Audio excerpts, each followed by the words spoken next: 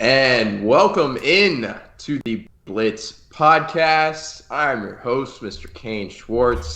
Repping a little bit of the Ironbirds gear today. Been working for them over the summer. Not too fond of this bright orange shirt. We talked about it a little bit before the podcast. Definitely gives off traffic cone vibes, but good to have you in today, my guy, joined by Jaden Kozak. How we feeling headed into Team 27 on our rankings? How we feeling about that? Yeah, it's a good way to get fired. Sitting there slamming the attire of the team, slamming the team colors. I They're listening. I don't think that. You know that they're listening. Yeah, you're right. They Jackson is a fond. Jackson Holiday, #1 overall prospect of baseball, is a fond listener of the podcast. As I talk to him every day. We are the official podcast sponsor of Jackson Holiday, by the way. It was big news. We were waiting for the perfect time to drop it, but yeah, we're gonna get a nice little defamation lawsuit coming in the mail here over these next couple days. He cannot possibly be connected to us. For our giveaways in the future, we just had him sign 100 jerseys. No, it's give those out. It's spread it. A day with Jackson Holiday. Oh, yeah. Okay. All right. And we can I got a lot to. Got a lot of relationships to build. Organizing. Yeah, got a lot to start organizing. But yeah, it's good to be in here about to discuss the 27th team in the rankings. And if you look at the title of this video, you will soon find out that it is the Tampa Bay Buccaneers that we're looking to dive into today. It's their first year without Tom Brady, man. Like, this team has been led by the greatest quarterback of all time for quite some time now. But he is done after putting up a pretty mediocre season last year. Not the best opportunity for him, but it opens up some opportunities for the other guys on the offense, defense to step up and possibly do something with his team. But obviously, by our rankings, we're not expecting too much. So without further ado, let's dive into it. And we start at the quarterback position for the Tampa Bay Buccaneers. And they are manned by a guy I used to be a big fan of. I put him... I remember like 2 years ago, there was a conversation in the group chat that was like top 15, top 10 quarterbacks in the league, like independent of team or something like that. And Baker was on that list for me, and I got a lot of slander for that. And obviously, as we're sitting here today, that is not how I feel anymore. But yeah, Baker Mayfield's getting a third chance after being gone from the Browns. Joining the Rams at the end of last year, not doing too great, and now he's got an opportunity in Tampa Bay to be QB1. So we'll see how it pans out, man. I don't feel too great about it. You also got Kyle Trask looking to give him some competition for that QB1 spot. Do you think this is clearly Baker's, or do you think Kyle Trask might actually have a chance? It's really hard to tell. I mean, I think the fact that he's the leader in the clubhouse right now obviously bodes well for him. Heading into this season, I think his leash is going to be relatively short. Not that Kyle Trask is like this guy that we saw a whole lot from. Like, it's not like he came in and spelled Brady and was very good. I mean, hell, even Blaine Gabbert did that. And I remember very vaguely that Brady said like some very glowing things about Blaine Gabbert in his time in Tampa, which I always thought was weird, and you'd kind of think they'd bring him back after all that they said. But Kyle Trask was a second-round pick in the Super Bowl year for the Bucs, and it kind of felt like that was kind of a throwaway pick. Like, if you're going to try and get the heir apparent to Tom Brady, don't draft him in the second round. But as of right now, this is Baker Mayfield's job. Obviously, he had his time in Cleveland. He gets his shot with Carolina to have the starting job back. He loses the starting job. I even forgot about Carolina. Jeez. He's been around the block in a small amount of period. Amount of time. Loses his job to PJ or Darnold, one of the two. I can't remember. I mean, obviously, both of them played in multiple stints last year. And then he gets the shot with the Rams in the first week he gets with the Rams. He goes out and he balls out on Thursday Night Football for the entire world to see. And then he never really got to return to that level of play for the rest of the year with L.A. This is his last stop. It really does feel like that this is his last chance. We talked about it with Tannehill. I think that Baker Mayfield is way further down the list than Tannehill, in my opinion. I mean, obviously his age factors in a little bit, but I would think it's a higher chance that Ryan Tannehill is starting for someone next year than it is for Baker Mayfield to be starting for someone next year. Just because we haven't seen a good Baker Mayfield play football in over 3 years. Like, the last time that we saw a good Baker Mayfield, it was Tom Brady's first year in Tampa Bay, and he's now retired. Like, we just haven't seen it. And like I said, it's been 3 years and a whole lot of bad football in between the last time we saw Baker Mayfield play at even a top half of the league level. Obviously, he plays in 2021 through the injury, and I think that really not only hurt his value across the league, but it also hurt how good he is as a player. You know, a throwing shoulder injury, with the way that he throws with so much torque and twist. That shoulder means a lot, and I think that that's kind of hurt his throwing motion and how he throws the ball. And then obviously comes out with Carolina last year, and it just never was clicking. We've seen one good game of Baker Mayfield in the last 2 years, probably. You know, one really good game. And he comes into his best situation probably in a few years in Tampa. The only problem is the offensive line isn't there to protect him. I think that was, you know, more so than the running game of what he had to lean on in Cleveland. I think the most important part to his success in Cleveland was that fantastic offensive line. He doesn't have that here. He has a blindside protector in Tristan Wirfs, but not a whole lot else to go around. But he has a wonderful group of playmakers to try and help him out. And we'll talk about this in a little bit. But this is his last stop, and this is his last chance to prove himself as a number 1 overall pick. And I think if this doesn't work out, we can officially throw the bust label on Baker Mayfield. Yeah, for sure. If not, we can already do it already. You know, I mean, there's a lot of people number one. writing When Baker you're talking right now. number 1 overall pick, like if he was a first round pick, we'd be still like teetering on it. As the number 1 overall pick, he would need to do a lot to turn his career around to not get the bust label. Yeah, for sure. But, I mean, we have seen good things out of Baker Mayfield before.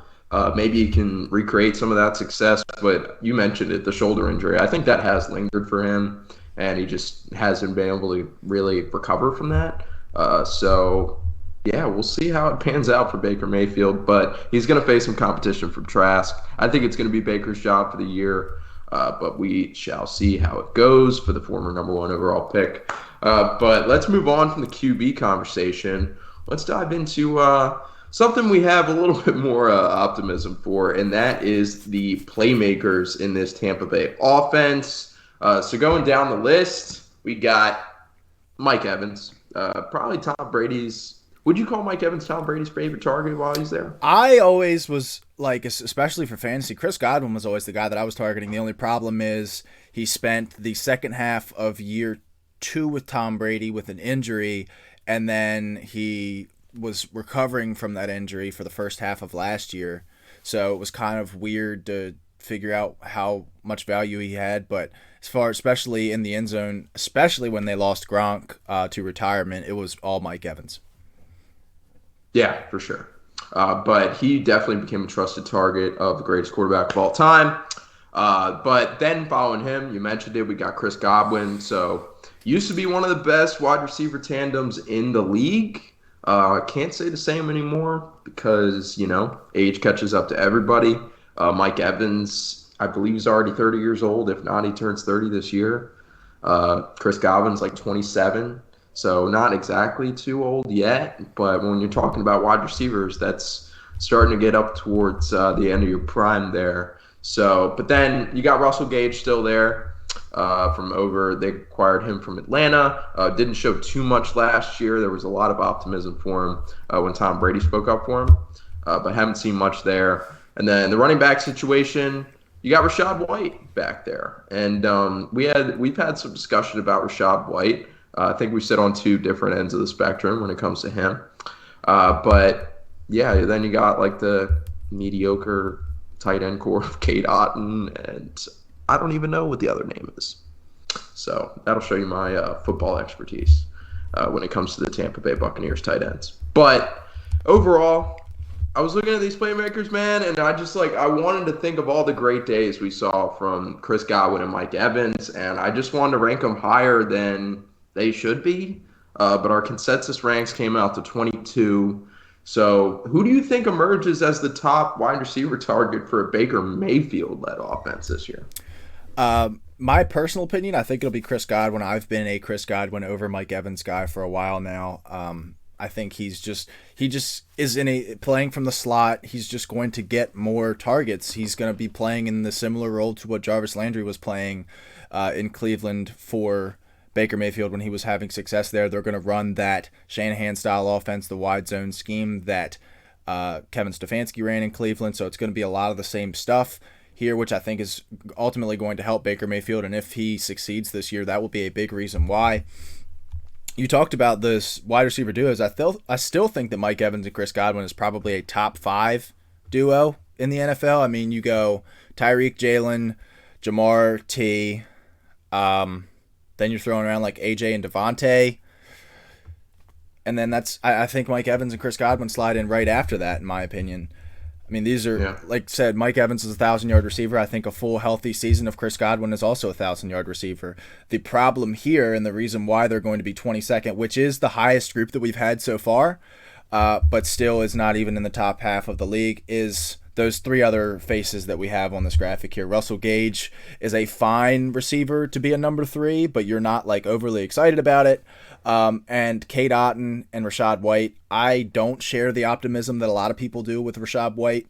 I think that a lot of the hype from last year was, okay, well, he's a rookie. Leonard Fournette's old. If Leonard Fournette gets hurt, Rachaad White's a great receiving back. He's going to get so much work. So everybody loved him for fantasy. And then when Fournette went down, Rachaad White was just kind of and people are still kind of carrying that into this year. I don't see it with Rachaad White. I never really did. Like, I understood that he's going to get the opportunity, and opportunity is very important for running backs, especially in fantasy, but this is not an offense that's going to create a lot of favorable looks for Rachaad White with that offensive line.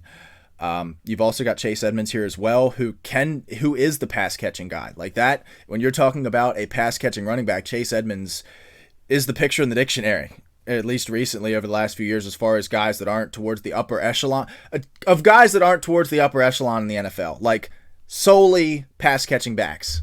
Picture in the dictionary may have been a stretch. I couldn't think of a different term.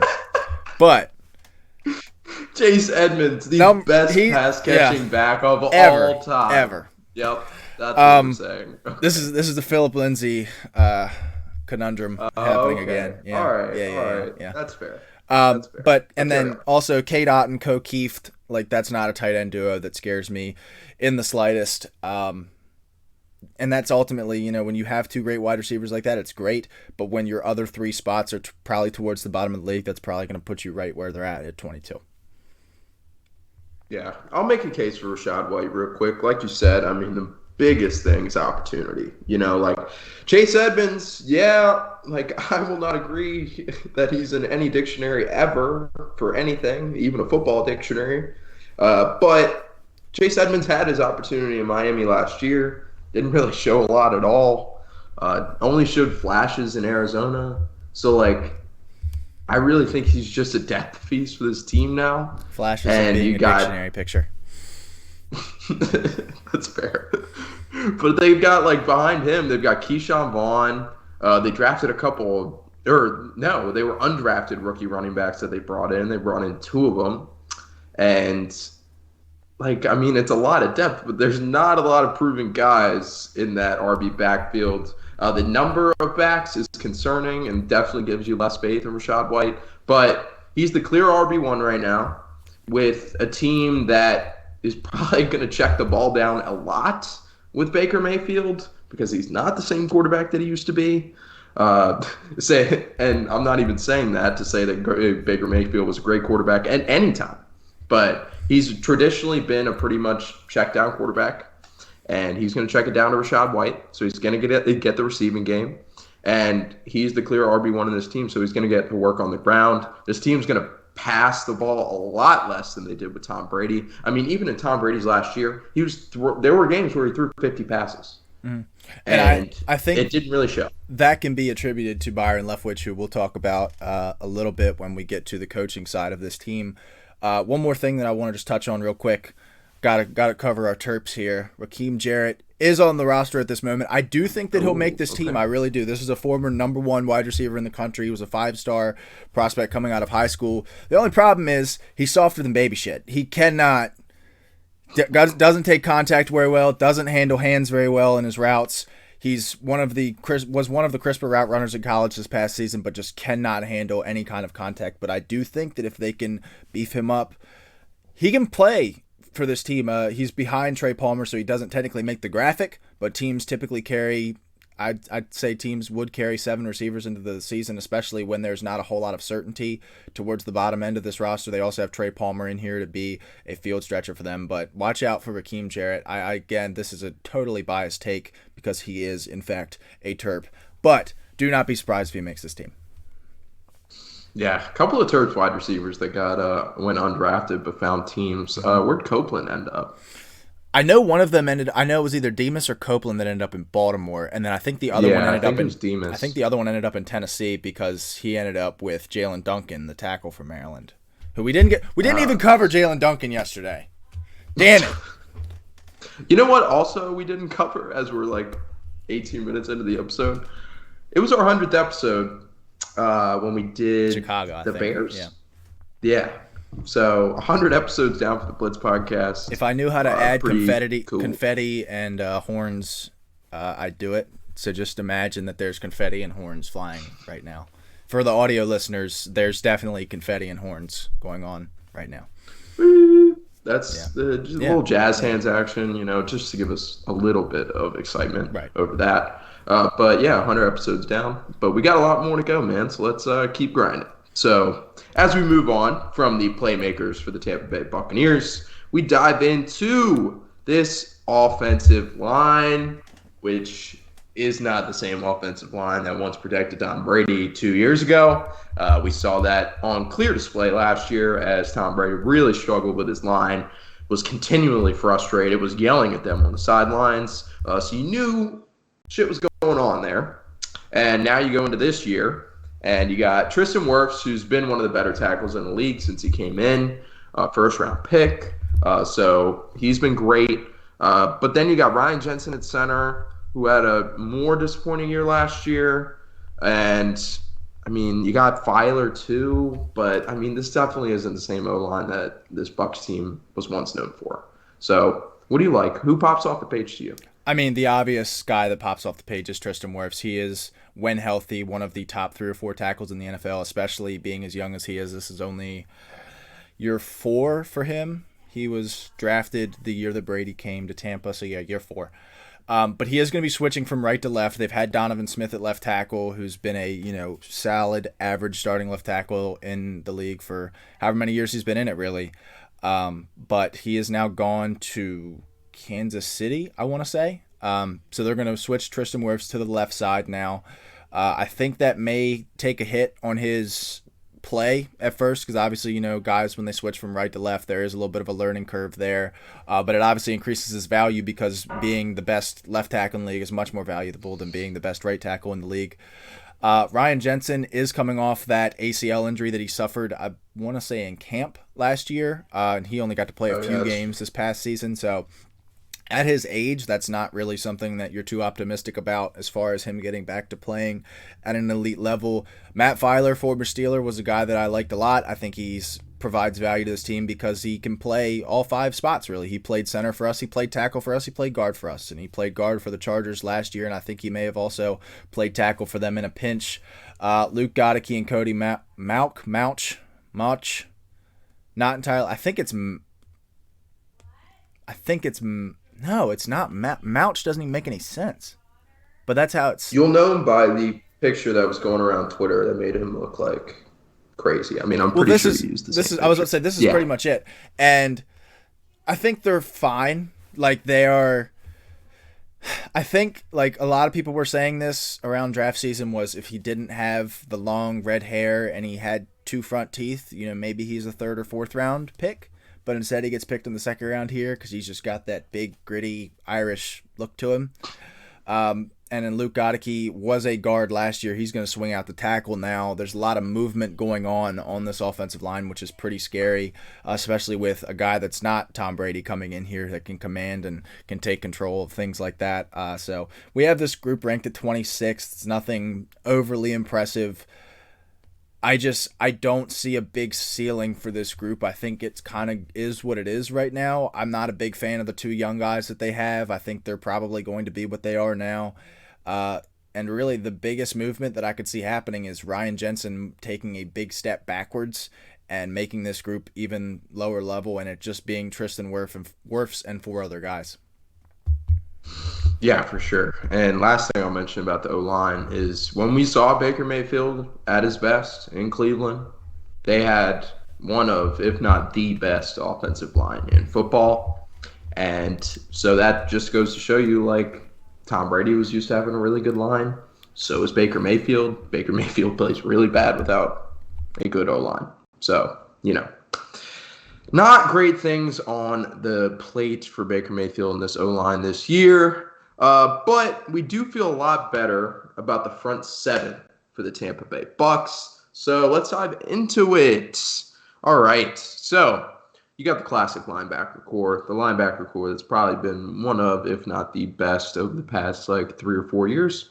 It's Devin White and Levante David, absolute dogs. And then you got Shaq Barrett on the outside, who's also a signature name. And Vita Vea up the middle, who is always a threat to any team. He's a run stuffer. He's massive. He's like a man amongst boys. I mean, he's probably going to be one of the top three. I mean, if not already. Do you think Vita Vea is a top 3 defensive tackle in the NFL right now? Well, the thing is, he doesn't provide as much. He doesn't really provide anything at all rushing the passer. As far as your signature nose tackle, he's definitely up there. He's been kind of I spoke about it a little bit in here. He's been a little bit on a down step these last year or two. Has, like I said, provided nothing at all rushing the passer, and has been getting pushed around, as weird as it is that guy could ever get pushed around in the run game. But he has been doing that, and I honestly think that is part of the reason why they went after Kalijah Kancey. I know that he's a completely different player, but if Tristan Wirfs is going to be taking a step back, you really need to have somebody that can rush the passer, and Kalijah Kancey is the yin to Vita Vea's yang. Vita Vea strictly going to be stopping the run now, is big, slow, cannot rush the passer, but is going to stuff the run. Kalijah Kancey, the complete opposite. He is he is lighter for a defensive tackle, but he can really get after the passer. It's not going to do you a whole lot in the run game, but he was a elite level tester. We talked so much about how well Jordan Davis tested in the year before last. Kalijah Kancey tested just as well. It wasn't just he's not as big as Jordan Davis, so it wasn't as impressive, but I think he had the highest 40 time for a defensive tackle ever, and he's going to come in here, and I think he's going to make a really big impact for this team who did struggle rushing the passer, especially after Shaq Barrett got injured last year, and I think they're going to continue struggling to rush the passer. They have former first-round pick Joe Tryon-Shoyinka, who's here, hasn't really shown that he's a first-round player yet. Shaq Barrett is actually, believe it or not, I believe is turning 30 this season. Coming off of an ACL tear, they are going to need Kalijah Kancey to be a significant contributor for them. And Devin White, I know it was some early offseason news that he requested a trade because the contract situation wasn't where he wanted it to be at the time. Who knows? Maybe he holds out. I'm not entirely sure on that at this time. But you have Levante David here, who with age is still one of the best 4 linebackers in the NFL, in my opinion. He is your leader of this group for sure, but you're going to need some significant improvements. This is the group where you look at it and you say, okay, there's a lot of room for improvement here. You also have Yaya Diaby, who there should be orange under his name because he is a rookie. He needs to be a contributor for this team. Joe Tryon-Shoyinka needs to be a contributor for this team. Kalijah Kancey needs a contributor. You also have Logan Hall, who you drafted I believe they traded out of the first round last year to 34 or 35, drafted him in the first round. So they've put significant investment into this defensive front seven and haven't been getting the results that they'd hoped for. So you really need to see some significant improvement this could very well be a top 10 unit if one or two of these guys fills out, but they just haven't to this point. Right. They need the younger guys to step up for sure. Vita Vea can take a next step. Like you said, he doesn't really provide anything in like the pass game. Like he's not rushing the passer really at all. He's just a run stuffer so far. So he can definitely take another step up. But I mean, this is an older linebacker core, but as you said, they have been one of the best in football as of late.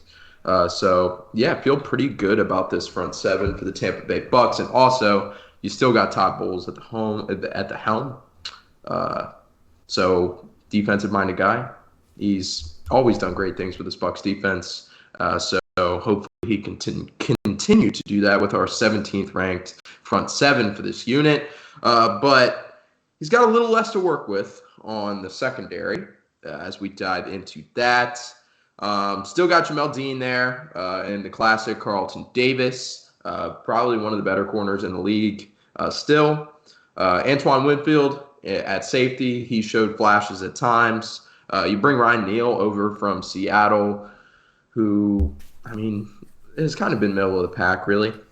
But yeah, what do you think about this secondary, man? Yeah. Thoughts off the bat? I thought it was interesting because I believe he may have finished as the highest rated safety in the NFL. Nobody talks about Ryan Neal. When the Bucs signed Ryan Neal, nobody was like, any other position really, if there's a guy playing and he's getting graded at the top of his group, he's being talked about as, oh, this could be one of the best players in our league right now.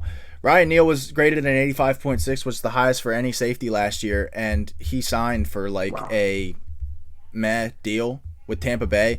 And I think that's going to be the thing here is you have four guys that you know are going to give you starter level or above play in Jamel Dean, Carlton Davis, Antoine Winfield, and Ryan Neal. I think Antoine Winfield is one of the 6 or 7 best safeties in the NFL. Jamel Dean and Carlton Davis are probably two in the top 10, top 12 best 1-2 at corner. And Ryan Neal, who, like I said, was the highest graded safety last year. The problem is going to be that 5th spot. D. Delaney is there. They've got Zion McCollum, who they drafted in the 5th round last year. If you remember, he was testing out of the gym I think he was a very low 4.3s, if not high 4.2s guy at 6'2". He was getting second round buzz just off of his pro day, ends up falling to them in the 5th round. So maybe he takes his spot. But it's really going to come down to who wins that 5th spot and who's going to, if he's going to be able to give them good play there. This could be a top half group for sure, especially if that 5th spot gets filled well and Ryan Neal plays as well as he did last year. I think Antoine Winfield could take that step here. We have him as our breakout candidate with Levante David maybe aging out here. Vita Vea is also older. Antoine Winfield could if he takes a step next year, will be the leader of this defense moving forward. And like I said, one of the 5 or 6 best safeties in the NFL. So lots of room for improvement here. And it's really just all about that 5th spot. Yeah, for sure. Last thing I'll say on the secondary, it hurts to lose Sean Murphy-Bunting, but when we talked about him, he was the 3rd corner on this team. So if he's the 3rd corner on your team, you're obviously in a pretty good spot. And Carlton Davis, I mean, at times he's been a top 3 corner, shutdown corner in the National Football League. He's been one of the better corners in the league. I mean, do you disagree with that statement? At times, he's been a top 3 corner in the league. I'm not certain that he's a top 3 corner in his division. Ooh, dude. That's a little overstretching it, man. Come on. AJ Terrell, Marshawn Lattimore, J.C. Horn. He's better than J.C. Horn. I don't know, man. J.C. Horn still got the times, potential wrapped around him. At times I hear it, but just look at that front 7 that we're talking about, and we're like, man, this was once one of the best units in the league. When it was one of the best units of the league, that's when Carlton Davis was playing like a top corner in the NFL. And, you've also got Jamel Dean, and you've also got Sean Murphy-Bunting, and you got Antoine Winfield playing safety. This team won a Super Bowl 2 or 3 years ago, and it's very apparent because there are a lot of pieces left on this roster. We'll talk about that when we kind of wrap everything up. But Carlton Davis, when you trust him on an island, he's not. He's definitely not in my top 3. I'll tell you that much. And I don't like I Yeah, said, no, not right now. I said at times. I mean, I tried to stress that part. Like, and we agree because like when they were winning the Super Bowls, he he was was one of the better corners in the one of the NFL, top sure. players. Yeah, for sure. All right, let's move on from this secondary unit and let's dive into the coaching staff for the Tampa Bay Bucs. And they are led by the guy we mentioned earlier, Todd Bowles, who's had a pretty interesting run to say the least. He took over as the head coach and didn't really see that much success with Tom Brady. So don't love to see that. Do you think Todd Bowles is in a hot seat situation? One of the hotter seats in the NFL, possibly? I think that is astute analysis of his current standing right now. Um, Look, the Bruce Arians thing where he decided, you know what, I'm going to move into a front office role kind of blindsided us. I'm pretty sure that happened in like May of last year. So him moving into that front office role and then Todd Bowles moving into a head coaching role was kind of a late move that you don't see coaches get switched around in May when some camps already going on, OTAs are already going on. Um, I think that if it's another disappointing year, fair or unfair, he might be out of here just because, like we talked about with Tennessee, like we talked about with Chicago, teams are looking for offensive-minded head coaches. And Tampa Bay could be in a position, being towards the bottom in our rankings here, they could be a team that's in position to go get a Caleb Williams, a Drake May, and they will want an offensive head coach to try and develop that guy. Todd Bowles' defense, the way that he runs the ultra-aggressive thing may not work all the time. And like, for example, we saw that in 2021 when he sent that all out. I know this is just an isolated play. He sent an all out blitz on the Rams. Cooper Kupp is one-on-one. He wins against Antoine Winfield.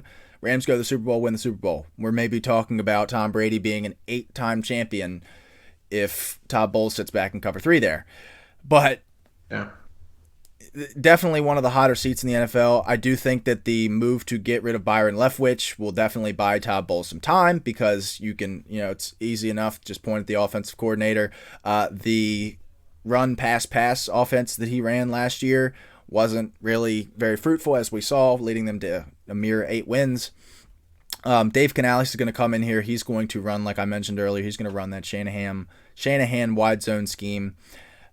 Which Baker Mayfield is obviously comfortable in. It's going to create a lot of open looks. I think if there is hope for Rachaad White, I think that that's it. He's going to get a lot of favorable running looks. It's just a matter of can the offensive line execute those looks for him. Todd Bowles is going to be running this defense. I had to do some editing. Poor Mitchell, I love him to death, and I appreciate it. Steelers legend Larry Foote was a bit of a stretch. I just had to back that up and put former Steeler Larry Foote, because they don't have a defensive coordinator right now, but he is the run and pass game coordinator for the defense. So, you put those two together. What a weird title. I know. Run and pass game coordinator for the defense. I think he's just the run game like he coordinates the defensive run game and the defensive pass game, which again, you put that together, you're coordinating the entire defense.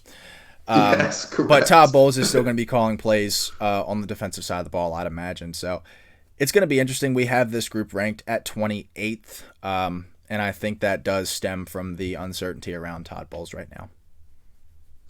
Yeah, for sure. I mean, he has been one of the better defensive minds in all of football. I mean, when he was the defensive coordinator for this team in its prime, this defense was elite. And it could be at an elite level again this year. But it all lies on the hands of Todd Bowles. And as you said, he's not an offensive mind.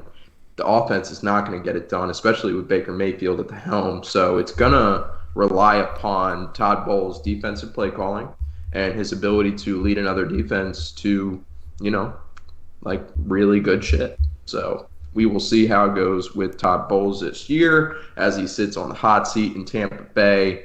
But let's move on to the schedule for the Tampa Bay Buccaneers in 2023. So, strength of schedule is the 22nd in the league, so not facing too much competition. Their over-under is sitting at 6.5 wins, which is a little lower than our 2 teams prior.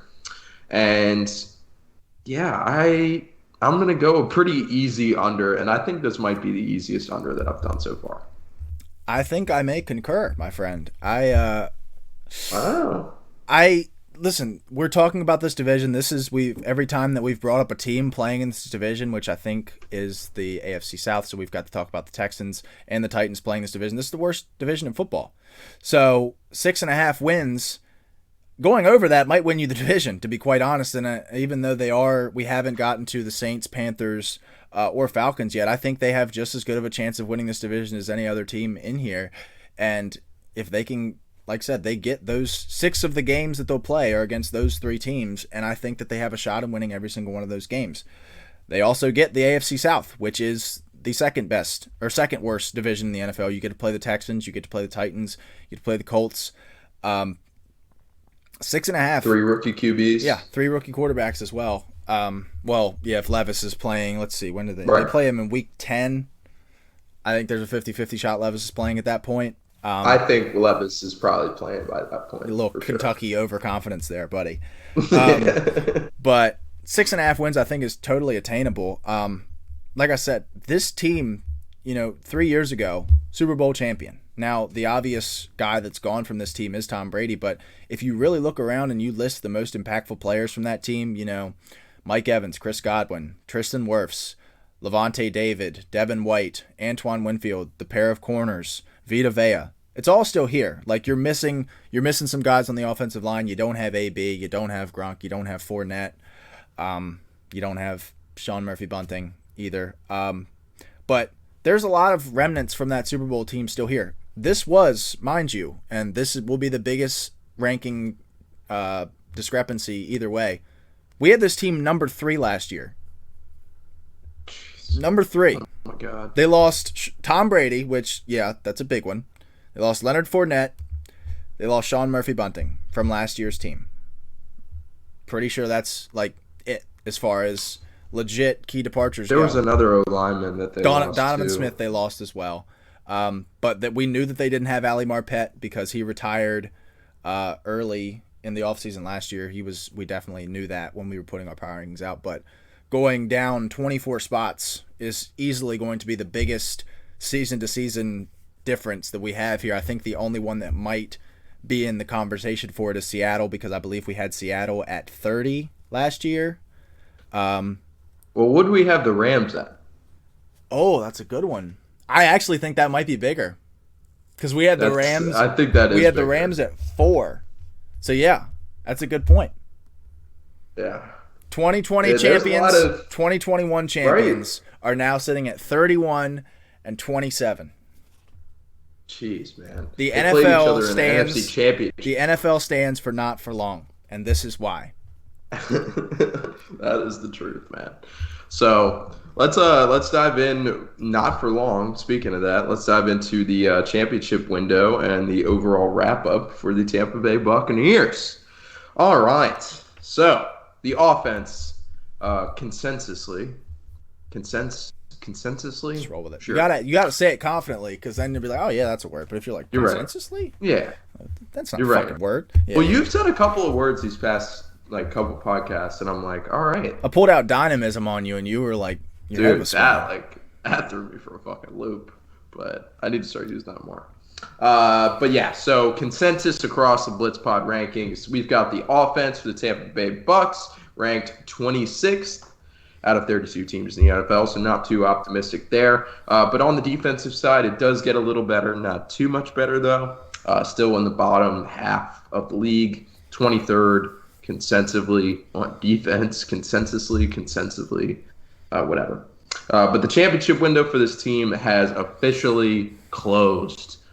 NFL stands for not for long, and it has not been for long for the Tampa Bay Buccaneers. And we've got their championship window like 3 to 4 years away. I mean, this is a team that's, as you mentioned, still hanging on to some of the remnants of that Super Bowl squad.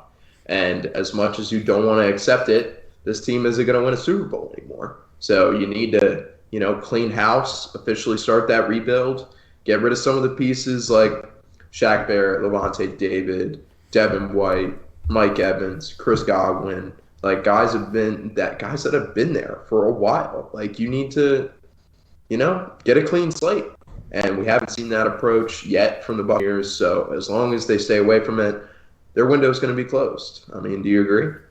Yeah, I mean, 3 to 4 was kind of tough because, like, let me just say now it would be a little bit different because if this team is in a position to get a Caleb Williams or a Drake May next year, maybe their roster has been a little bit more depleted. Maybe they don't have, a couple of these guys, whether it be due to trades or injury or whatever.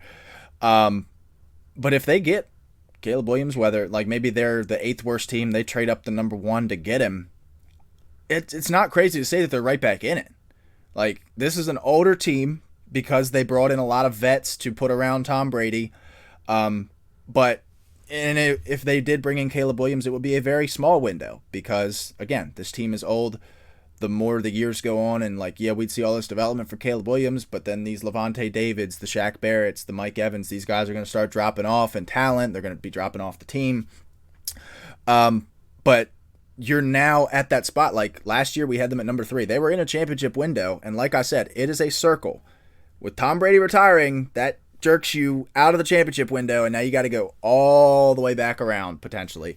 And the only way that you could do that really fast is if you go get one of those top 2 quarterbacks next year and just really go all in before the rest of this roster falls apart.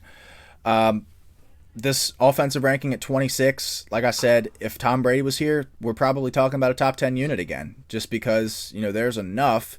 This is better than most units in the league with the wide receivers, with Tom Brady, of course, in a hypothetical world.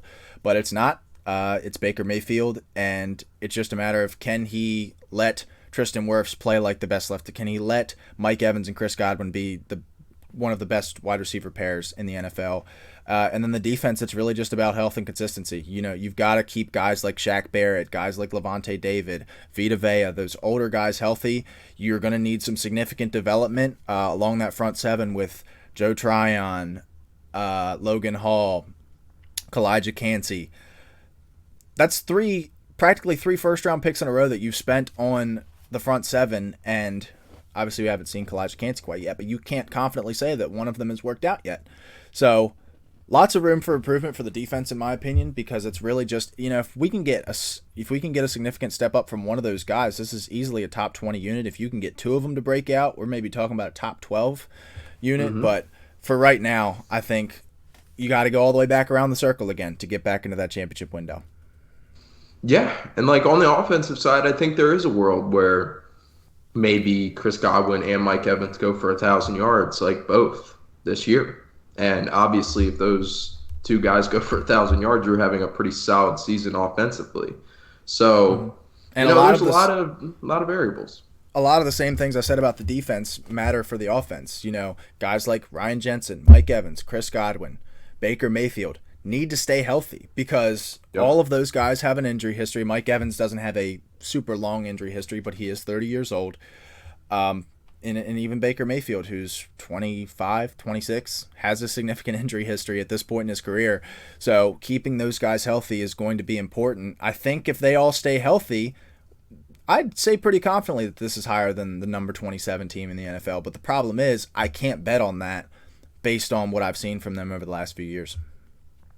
Yeah, agreed for sure.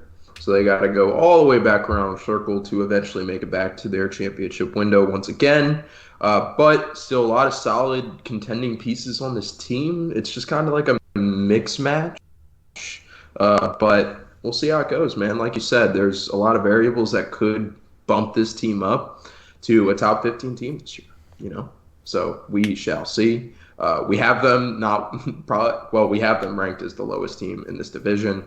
But as you said, there is a chance that they could win the division, and I wouldn't be surprised. So, all right. Well, that just about does it for the Tampa Bay Buccaneers. The breakdown of the 27th team in the National Football League according to the Blitz Power Rankings. But yeah, looking forward to diving into the rest of them. That's now six teams down and many more to go. So can't wait to dive into the rest. But until then, we will catch you later. Peace.